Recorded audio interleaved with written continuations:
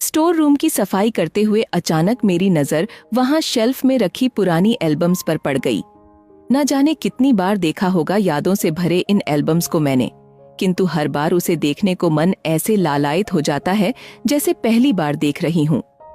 सफाई को दरकिनार कर मैं वहीं बैठकर एल्बम देखने लगी।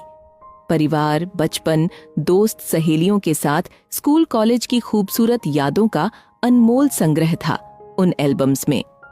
उन्हीं तस्वीरों में कुछ तस्वीरें मेरी और तुम्हारी भी थीं। तुम्हारी तस्वीर देखते देखते मैं भी स्कूल के दिनों में विचरण करने लगी।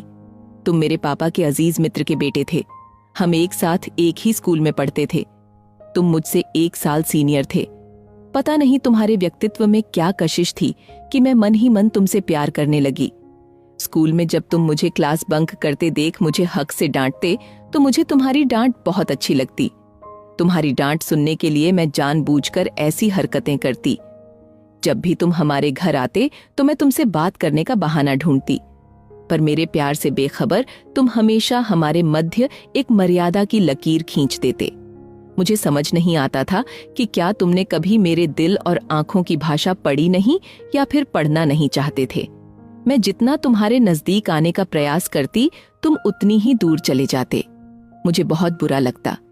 इसी आंख मिचौली में बीतते वक्त के साथ तुम्हारा प्यार मेरे दिल में और गहरा हो गया।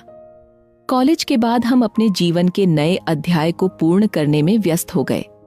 तुम शहर से बाहर चले गए थे। वक्त अपनी लय में बह रहा था। घर में अब मेरे विवाह की बातें होने लगी थीं, पर मेरे हृदय पर तो तुम्हारा एक छित्र राज्य था। इससे पहले कि मैं तुमसे अपने एक तरफा प्यार का इजहार कर पाती, पापा ने मेरा रिश्ता अपने किसी मित्र के बेटे के साथ तय कर दिया। मैं बहुत रोई, गिड़गिड़ाई, शादी के लिए मना भी किया, किंतु सब निष्फल। मैं बस अब शादी से पहले एक बार तुमसे मिलकर अपने प्यार का इजहार करना चाहती थी। तुम्हें जी भरकर देखना चाहती थी और तुम्हारे गले लगकर जी भर के रोकर अपना दिल हल्का करना चाहती थी। उस दिन जब मैं तुमसे मिलने आई थी तो तुम्हें देखते ही तुम्हारे गले लगकर रोने लगी और रोते रोते इजहारे इश्क भी कर दिया। मेरी बात सुनकर तुम जोर जोर से हंसने लगे। तुम्हारी हंसी पर मुझे बहुत गुस्सा आया। तुम बड़े प्यार से मेरे आंसू पोंछते हुए बोले, अभी तक नहीं समझी? पगली लगता है। तुमने कार्ड पर नाम ध्यान से नहीं पढ़ा। आरोही संग आदित्य, आदि, आदि।